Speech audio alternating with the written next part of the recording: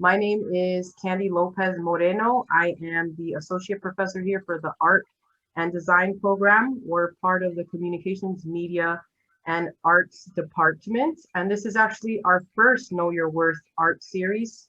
Um, our chair, Shanti Bruce, and my partner in crime, Dr. Miriam Ahmed, decided to create a Know Your Worth series for our art students and for those that are interested in the business side of the arts world. So this one being the first, and Dr. Ahmed will be able to introduce our guests today. Sorry that we've taken a little bit more time. This is our first one, so you know how that goes.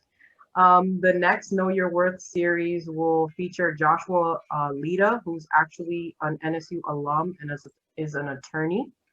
And he's going to talk a little bit about the business side of law. So things that have to do with leasing and loans and the wealth management when it comes to your artwork, which is really, really important. So contracts and all that good stuff.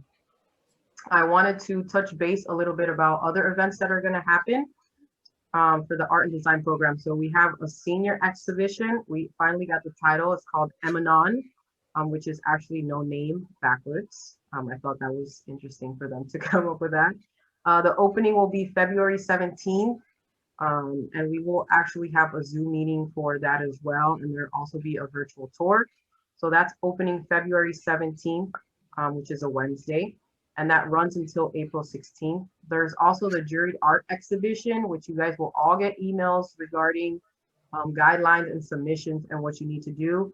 And that's actually an annual exhibition that we have in the winter semester. So that opens March 17th, which is also a Wednesday, and closes along with the senior exhibition on April 16th. So welcome. Thank you for taking out the time to be a part of this. And I am going to introduce Dr. Miriam Ahmed again. She is my partner in crime in the art and design program. So take it away, Miriam. Thanks, Candy. Hi, everybody. Thanks for coming. It is my pleasure to introduce our first Know Your Worth guest speaker, Dr. Javeria Farooqi, who is going to talk to you today about quantifying value. Dr. Farooqi received her PhD in business administration with a concentration in finance from the University of Texas Pan American. She also has an MBA, and she also studied graphic design, advertising, and communications at the bachelor's level. She is bilingual. She speaks Urdu and English, and she is a practicing artist who works with Arabic typography in her acrylics. Maybe she'll show us some of that, hopefully.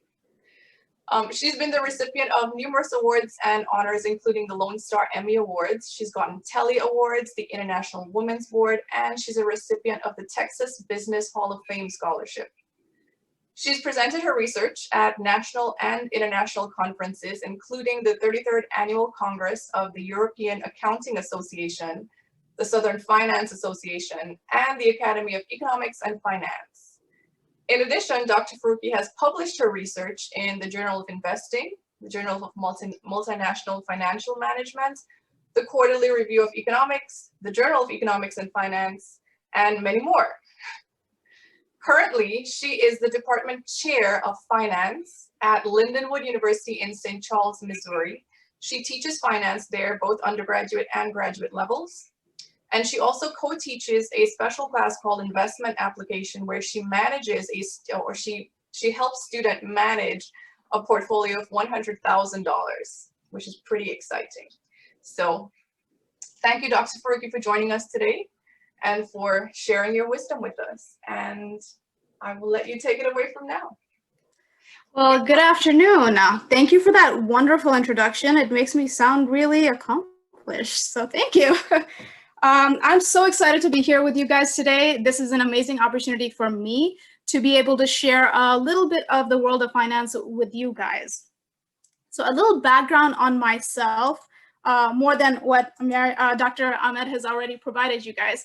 So I got my undergraduate in the College of Communication. So I was advertising, graphic design, communication major. And the reason why that's important is because of how my perception changed through my education. So I started off with the advertising and graphic design, went into MBA with a concentration in finance and marketing, and then finally ended up in finance for my doctorate. when I was an ad student, our university was so big that we never actually met the business students. But we had an amazing professor like Dr. Ahmed, who actually saw the value of interdisciplinary studies. So what she did is she paired up with a marketing professor at my university, and we did this ad campaign through Adventure Firm. What Adventure Firm does is they do ad campaign competitions for universities. So that particular year, she did a special topics course with us where we had to build an ad campaign for FBI. Like the real deal. So we had FBI agents come in to look at our work, and we built this whole huge campaign for them. The reason why I'm sharing this is when I was an ad student, I would look at the business students and think, oh my God, they're so square. They have no creativity. They can't think outside the box. You know, the art students are, I'm gonna watch my language. So they're the coolest. They're creative. They can see the world from a different perspective. And then I went on to get my MBA with marketing. And when I started taking the marketing classes, I realized, wait, no, this is creativity too, in its own respect. It's a different angle at it. They're not so square. They're looking at the world from a different perspective. They're looking at price, product, placement, how to actually take this to market. Okay, that's cool, but those finance guys, they're still square. They're stuck in their Excel sheets, their spreadsheets, their quants, they're still square. And then I went on to study finance, and that, boom, blew my mind. I was like, wait, there is an art to finance. There is a world beyond spreadsheets within finance. And what that world was is understanding value. The study of finance is to determine the right value for any given asset. Now, that asset can be an individual, it can be a product, it can be a billion-dollar corporation. Granted, I focus on billion-dollar corporation when I teach my classes, but the same principles still apply to an individual and individual products.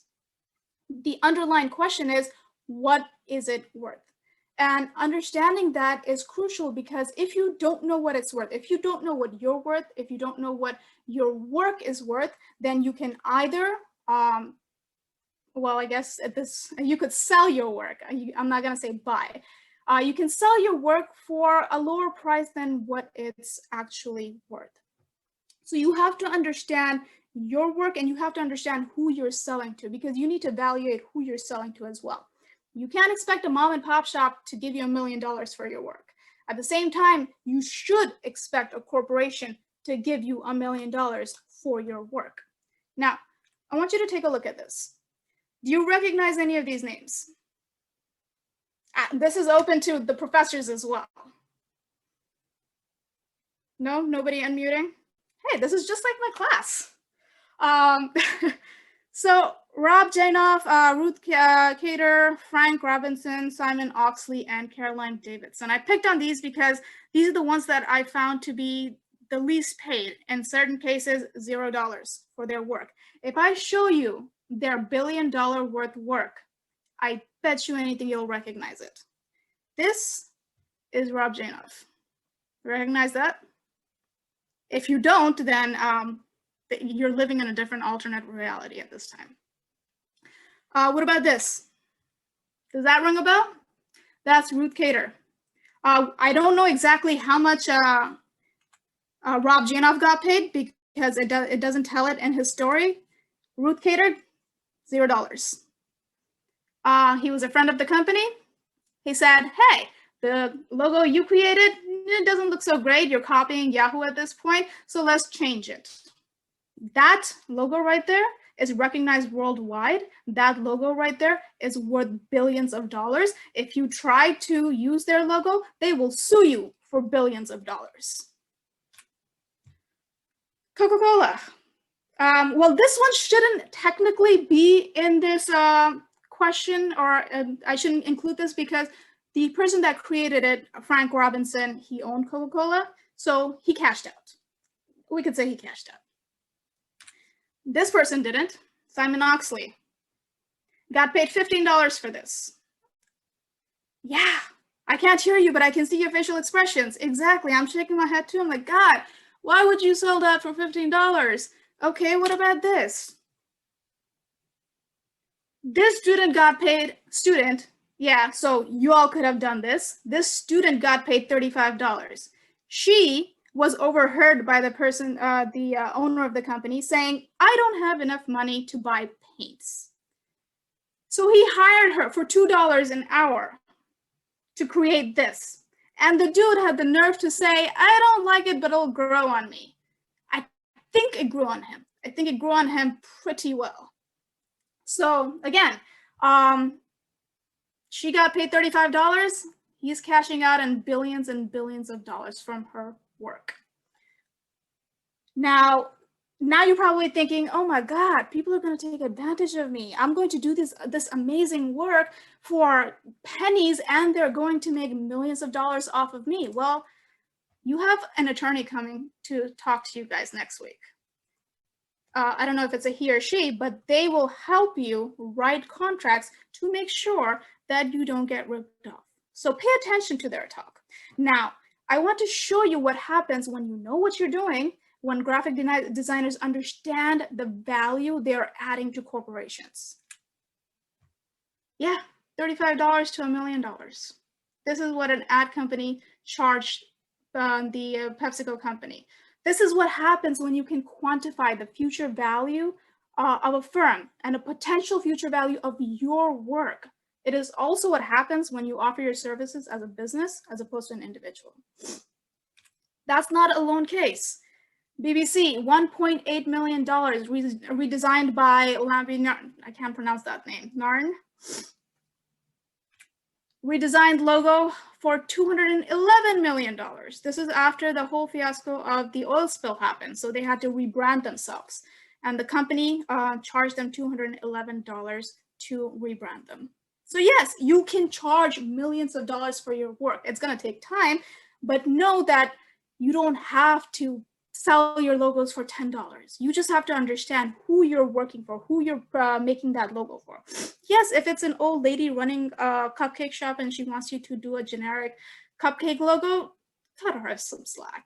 Don't tell her you're charging her $800 for a cupcake logo. But when you have companies like PepsiCo coming to you, there is no reason to feel guilty for milking them. All right, so as a design student, you're selling your product, you're selling your services. You need to know what the value of your work is. You also need to be able to quantify your value and speak in financial terms. Being able to demonstrate the worth of your work in terms of dollars, in terms of return percentages, that says a lot more, and it shows that you clearly understand the value you're adding to their business. That is why it's important to understand terms like ROI, return on investments, return on assets, profit margins, etc., because those are the terms that these business executives are talking in. All right, so this will not occur on your first project.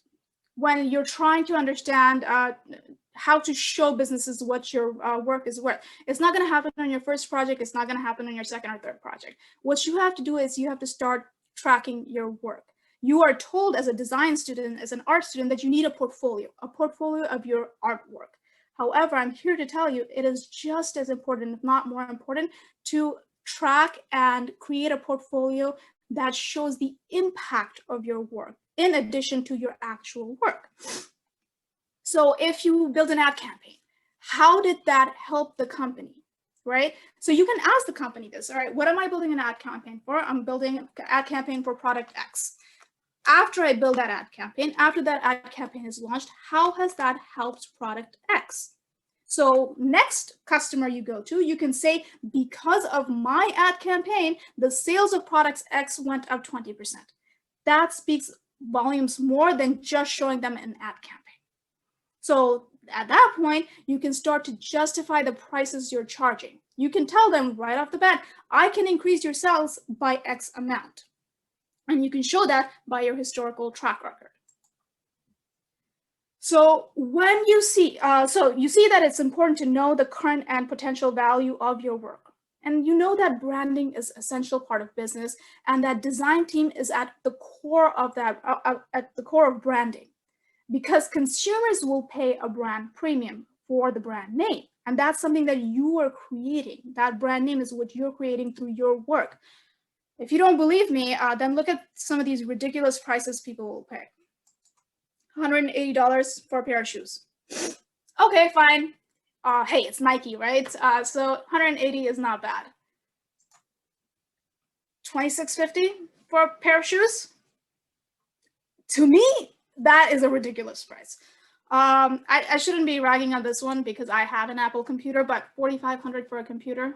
You know you can buy cheaper computers. In fact, Dr. Ahmed's husband, I believe, builds computers. So there is a cheaper way to get these products, but you know what? You want that Apple on the back of your computer. You want that Apple on the back of your phone because brand loyalty. There is a feeling associated with brand. These icons that people like you are building, they're associated with luxury. They're associated with wealth. They're associated with being elite. And you want that feeling. As a human being, we crave these feelings. And that's what brand name sells. If you think that's ridiculous, I think this is even worse. $34,000 for a purse. And my God, people will buy this. They won't have the money to put in the purse, but they will be carrying that purse because you know what? That brand name says luxury. That brand name says you have made it. Even though there's nothing in that purse, you have made it. So I'm not denying the fact that the product itself must be good as well.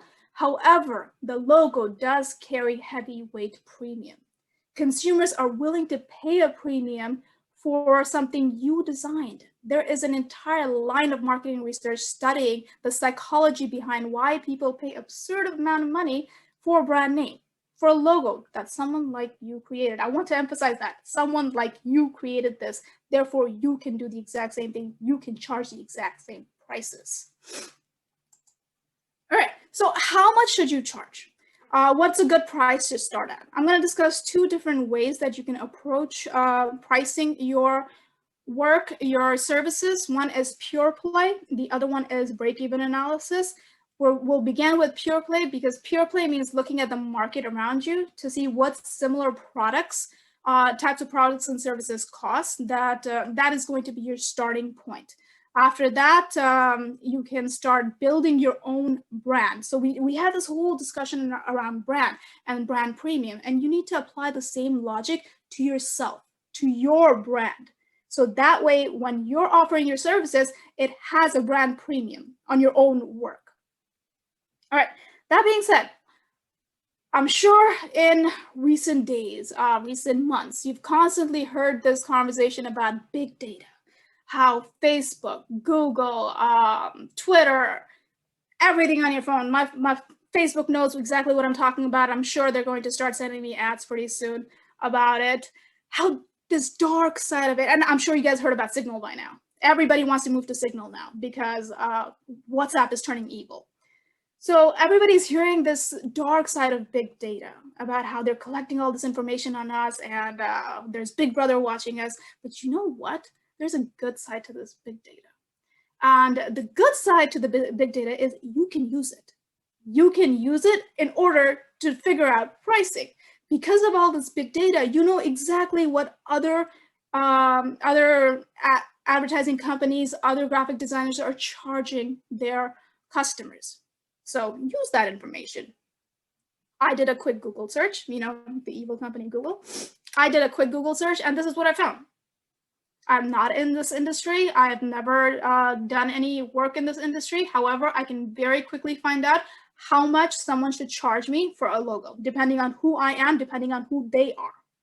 So if I'm looking at a freelancer and a generic logo, then in that case, I shouldn't be charged any more than $50.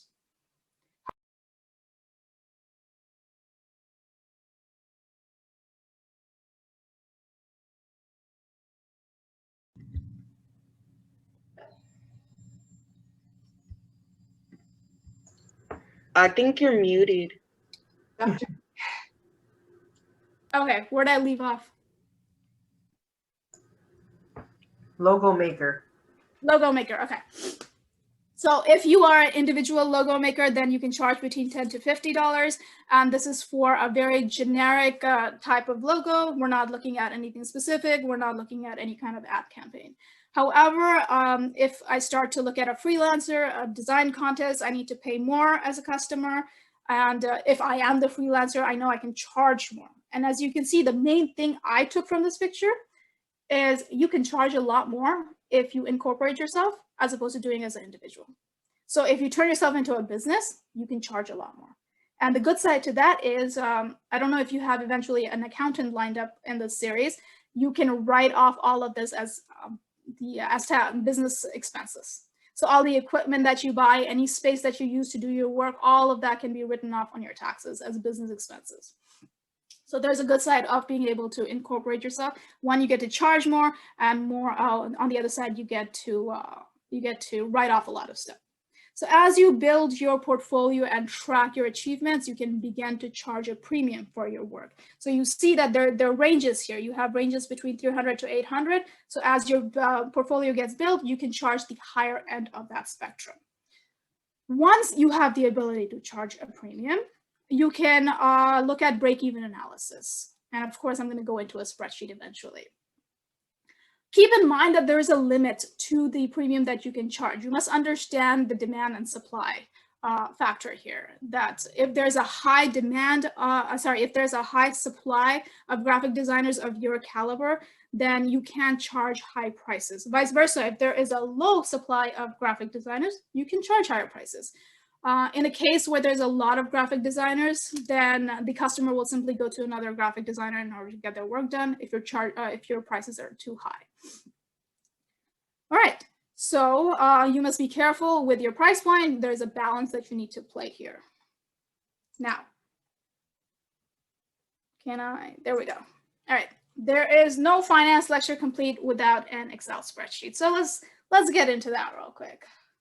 I'm gonna pull up my Excel spreadsheet. I'll email this to your professor for her to share it with you. So this is my spreadsheet that I built, and everything in an Excel spreadsheet needs to be, it needs to have an equation in it, because you want everything interconnected. That way, when you press one button, everything automatically changes for you.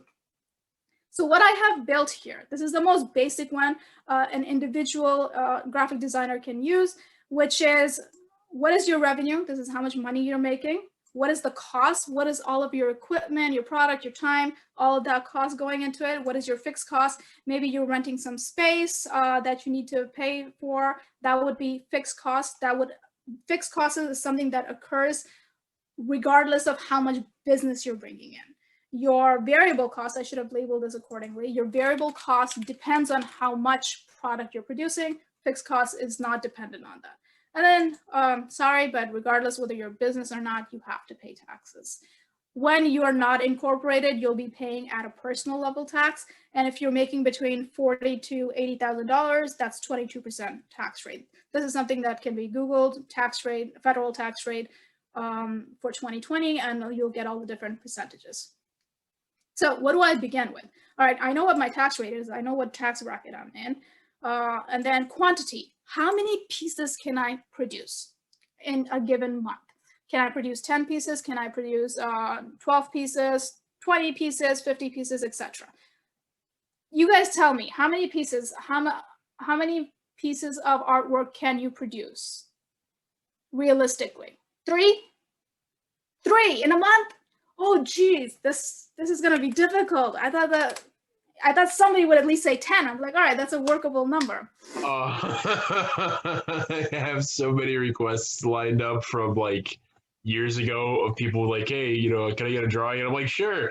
I have not had time for like any artwork aside from like the school signed ones in a long time. Your professors are giving you too much homework. No, all right. it's life happens. I see. All right, so I'm gonna go with what Professor Ahmed said. She said 3 pieces. You're gonna have to, well, immediately you know you're making a loss there unless you start charging higher prices.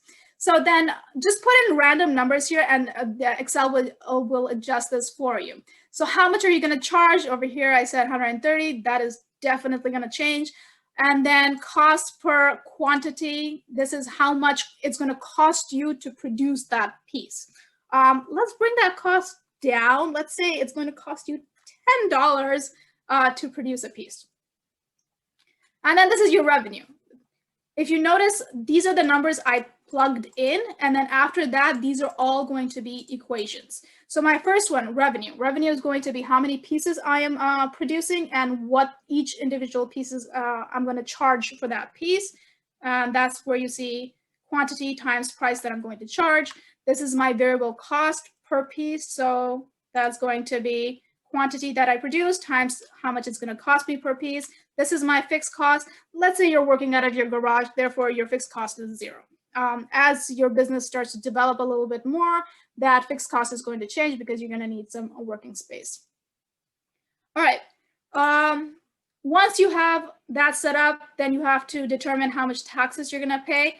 So your taxes are determined by how much earnings you made before taxes. In this case, this was how much you brought in after you sold. This is how much it cost you. So you earned $360. You have to pay taxes on that.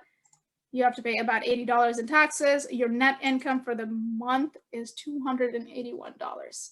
Now, we can change that. Now, the question is, what should I charge? How much can I charge in order to bring that up? Okay, so what do you want your monthly income to be? Let's start off at $2,000. Let's say you're all students, you don't need more than $2,000 a month. Let's start off at $2,000, and then we'll let Excel do all of the math for us. Once we set this spreadsheet up, you don't have to do any calculations. And if you don't like math, that should be music to your ears. So Excel has this thing called what if analysis. So if you go under data and go into what if analysis, you can click on goal seek. Now I can tell Excel what I want it to do. I want to turn my net income, so it says set cell B14, my net income. What do you want your net income to be? You tell me.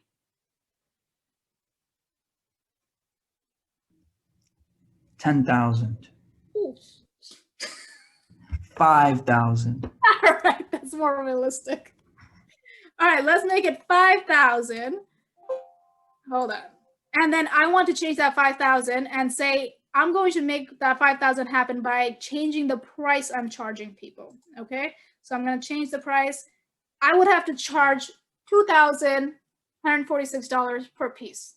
Now, that's not unrealistic. Remember the slide that we were looking at previously, it showed that as an agency, you can charge $2,500 plus per piece, right? So it is not unrealistic to say that you're charging $2,000. Initially, absolutely not. Initially, your income might be $200. However, once you start building your portfolio, that is not an unrealistic goal. Now, I can say, okay, work this backwards then. What is the maximum as a student I can charge right now? Let's say as a freelancer or as a competition, I can charge $300. Graphic design professors, tell me if that is realistic to charge $300 for your work. 500. 500? Awesome. That's even better. I love it. All right, I can charge $500 per piece. How much does it normally cost? The equipment and all of that stuff, how much would it cost you to produce a piece? Very minimum, I need to hear a number. It's variable. It's variable? Give me the high. Give me a high end. If we're dealing with logos, it would be the time that it takes to actually produce the logo, to go through all of the steps in the design process, the variations, the iterations. Mm-hmm. It could take hours. How would we build in the number of hours into the... Perfect question. So let me wrap this up and then I'll go to that conversation. So let's say $50 per piece. It's going to cost you in material $50 per piece. And then I'm going to go back to my net income and do the exact same thing. I'm going to say, I want to make $5,000. How do I make that happen? What if analysis?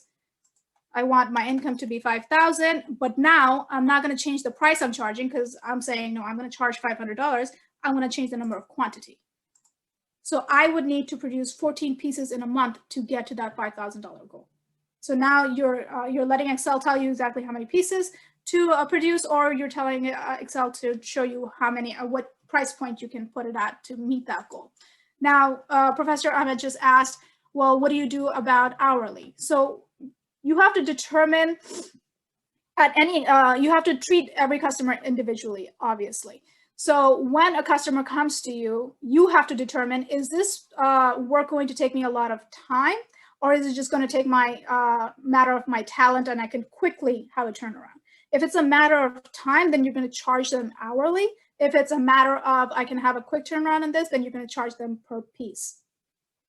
So you can change that over here, and you can say cost per quantity, where it says price per quantity. If you're saying $500, you're doing that per piece, not on an hourly basis. But if your contract states that you're going to do it on an hourly basis, then you set your hourly rate. And then your quantity then becomes the number of hours that you're going to put in order to get to that. So you said 30 hours, 40 hours, is that realistic? All right, so 40 hours at $15. There we go. Obviously, we would have to start playing with that price point now, because our cost is, we're going to set that at 0 right now. So you see, if you're charging $15 per hour, your net income is very low, right? So now you have to consider how many pieces you're doing within a month and how many hours you're working on that. 40 hours is 1 week worth of work. Multiply that by 4. Let's say you get the same amount of time. So you're looking at, if you're charging $15 and you're working 40 hours a week, you're looking at an income of about $18.72. And then you can change that. You'd say, all right, $18.72 is not going to cut it for me. I need to know how much I need to charge again. I can go back and do the same thing again. So goal sake, I want $5,000. I'm not budging on that. And I'm going to change that by changing my hourly rate. I would have to charge $40 an hour in order to make that $5,000. Does that make sense? Okay. All right. So that this Excel sheet, I will definitely email to your professor to share it with you guys. Now, as you become a business, it becomes, this Excel sheet, this income statement becomes more elaborate. And what you have to start including is equipment that you purchase, especially long-term equipment that you purchase, needs to be included in here. Assets that you purchase long-term do get depreciated over time, and that depreciation of asset, it will take away from your tax expense. So that's, again, one of the write-ups that you can, write-offs that you can have. Now, you know exactly how to charge, how to figure out how much to charge, but now you actually have to send them a bill, and that bill would be called an invoice. So let me pull up my invoice. Word document has this wonderful thing. It has templates. So this is one of the templates that I pulled up, but when I open up a new document, file, there we go. When I open up a new document, I can look at templates. Right here, it says more templates. I can click on more templates, and then I can type in search invoice. So it gives me all of these different templates for invoices. And you can just simply pick one of these invoices instead of having to build one from scratch. So I picked one, and I picked this most simplest one. I'm not a graphic designer, so mine is black and white. Looks like a spreadsheet. So yeah, it's basically your company. You obviously want a slogan and a logo because you want to brand yourself. You want you to be associated with quality work, high-end work. And then you would put in your information, the information of the customer, exactly how much you're charging them, and exactly how much sales tax. Now, you are in South Florida. In your particular area, I believe the sales tax rate is about 7%. That's going to change depending on where you are located, where your business is located. And that's something you can easily Google from, well, Google. So you can Google the sales tax for different areas, but if you are working in that area right now, you know it's 7%. And that's the invoice that you're going to send them. All right. So that's your building the invoice. Again, I will email all these docs to your professors. So questions for me, guys? So my situation is specific to me in that I might be doing work where I'm based in the States, but I will be charging for clients outside of the States. So like, let's say Canada or Trinidad, or even let's say Europe, like England. How how do I adjust to quantify that? Because it's a very different variables. Like, you know, like taxes will be different, most likely. The rate will be different. So for instance, do I charge the same rate just in a different currency, or do I adjust it for the currency requirements? Like, can I ask a question based on that? Well, you can do it two ways. You can fix your price either in local currency or foreign currency. If you do adjust, if you fix the rate in foreign currency, you're at a risk of currency exchange rates moving. You don't want to be in that position. You want to know exactly how much you're going to make in dollar amount, and let the other party, let the customer be concerned with the currency exchange movements. That way you're going to say you're charging $10 or you're charging $100, regardless of what the exchange rate is. So now the price in euros will move up and down, but you will still at the end receive the $100. Okay, gotcha. And because you're getting the money, you're getting directly the money, you're not earning the money on foreign soil, you will be paying taxes here. Okay, so I pay it in the country I'm residing in, essentially. Yes, or wherever your business is headquartered in. And that's why you'll see a lot of corporation, they'll headquarter in other countries based on their tax rates. Like Google and Amazon, the same bad boys we're talking about. Exactly. You're catching on. Gotcha. Catching on. Okay, thank you. You're welcome. So we do have a few more questions coming in the chat. Daniel Karp is asking, what was your favorite thing about your career path? I loved it all. It was such a weird path that I took from ad to marketing to finance. The favorite thing I would say is I got an appreciation of all of the different worlds. They're so drastically different, but they all have a lot of creativity at the core of it. There's a lot of art at the core of all of the different disciplines. That's what I love about it. And there's a question from Sophia. She's asking, what can we do to avoid losing money due to clients that ghost you after the work is done or mid-project? The attorney is going to help you out with this. You write that into the contract, and you will have clause that state if you start ghosting, you know, what legal action you can take against them. So don't, until you have it in writing. My husband says this all the time. I can literally say to him, hey, remember I have a dental appointment, and his response will be, do I have that in writing? He's an attorney, so he understands the value of having things in writing. Always, always, always get things in writing, get signature, get notarized if you need to, but have a contract right at the beginning. Do not compromise on a contract, so you can have legal recourse against them. Is there a place in the invoice template that you showed us that we could probably add in late charges or late payment penalties? You can do a little asterisk and include that in there. Okay. I had a question. So let's say you're working for a company, as in like you're on salary as a graphic designer, are you still able to ask for a premium if you rebrand their entire company, or are you kind of stuck with the salary that you've been paid? You are never stuck with a salary that the employer tells you. You always have the power to negotiate, but always back it up. Do not go in there and say, I want a raise of X amount. Well, why? Justify that. And the way you justify that, and you have that quantifiable portfolio at hand and shows, look, I worked on this, and this resulted in X amount of sales. I worked on this. And so that way you show them your track record, make them understand that you are indispensable, make them understand that you are adding value. And if they decide to cut you, that they're going to lose that customer base. They're going to lose sales. So once they see your value, they're going to negotiate the salary. Never, never, never be under the impression that you can't negotiate your salary. Awesome. Thank you. I have a question as well. So I'm just starting off with graphic design before I was into video production. And I just wanted to know, what websites do you recommend for people who are just starting off making logos and etc.? That would be a question for Professor Ahmed. Okay. So Professor Ahmed, can you shoot her an email with those websites?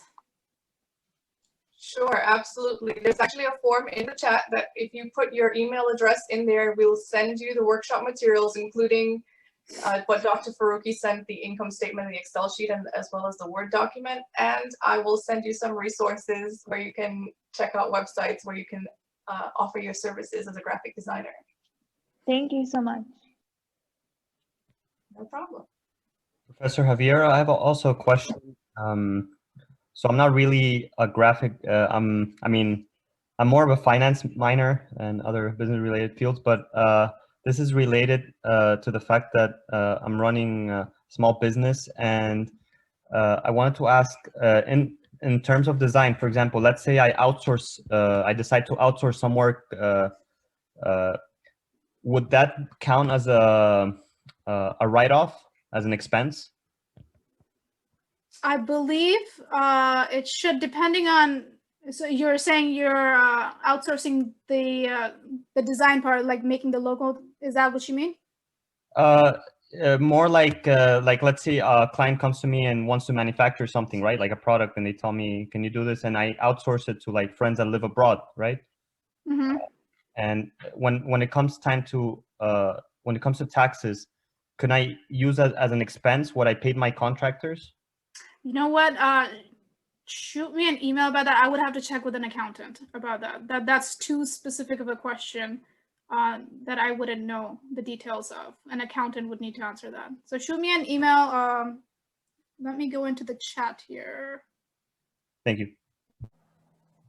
I have a question. I don't know, Dr. Ahmed, if there were other questions. Go ahead. Okay, so I love this presentation. Thank you so much. It's really interesting and informative.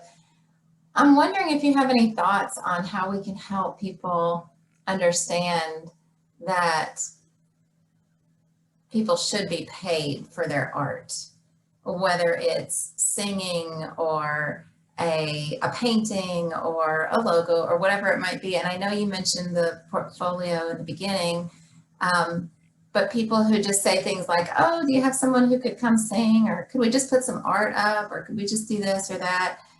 And are not really thinking that that's something they should be paying for. How do we help them? Even a workshop. Oh, I don't think I should have to pay for that. Like have someone just do this or do that. How do we help people understand that this is, people should be paid? That really needs to, stop me if my voice is still messed up, but that really needs to come from the artists themselves. They need to make the people realize that, hey, like this is my job, this is my earnings, and you need to pay for my art. It needs to be directed from the artist. I made the same mistake. We were holding an event and we had some dancers that needed to come in, and I said, hey, can you do this?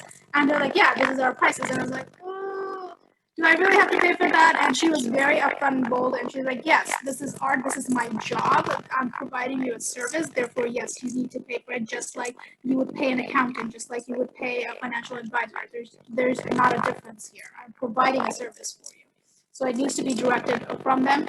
And in terms of artists understanding, seminars like this, workshops like this, to show them like, hey, what you're doing is your service. You shouldn't be doing this for free or giving it out for free.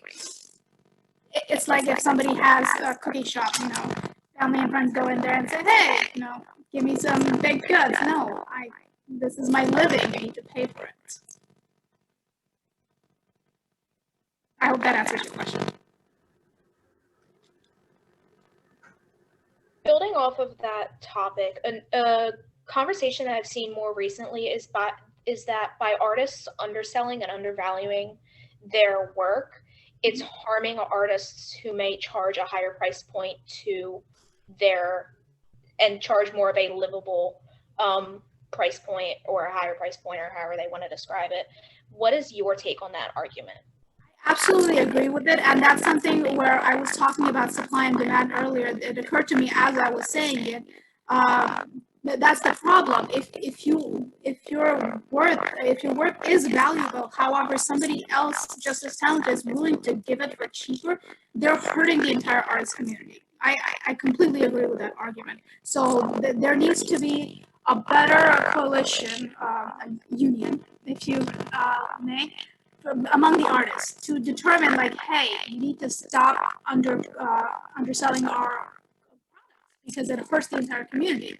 So coming together as an association and having these conversations at conferences, academic conferences, that would really build the road towards being able to charge high prices for your work. Thank you. Does anyone else have any questions before we wrap it up?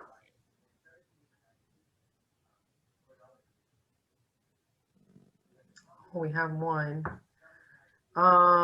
You mentioned that taxes depend on how much the person earned on their work. What is the most common tax that applies? I know from accounting, the more you earn, the more taxes you will have to pay. So I was about to mention that it's not how much you charge per piece or how much you how much you earn per piece. It's your total monthly salaries to your total annual salary that makes a difference. So if you Google federal tax rates for 2020, it'll show you your income bracket. So within that year, if you earn between 40 to 80, you will be paying 22% taxes. If you earn between 10,000 to 40,000, you'll be paying 12% taxes. And if you go above $80,000, the tax rate changes again. So it's what your annual salary, which bracket your annual salary falls under. Awesome. Thank you guys so much for attending. Hopefully you guys learned a lot. Thank you so much for giving this talk. It was super, super helpful. And providing all the information within this, 40-minute session. I mean, that was a lot. But it was super, super helpful. Again, I wanted to remind you guys that this is a series. So this is the first out of those talks. The second one is happening February 10th, and it's at noon on Wednesday. So thank you so much. Thank you for having me. I really enjoyed having this conversation with you guys.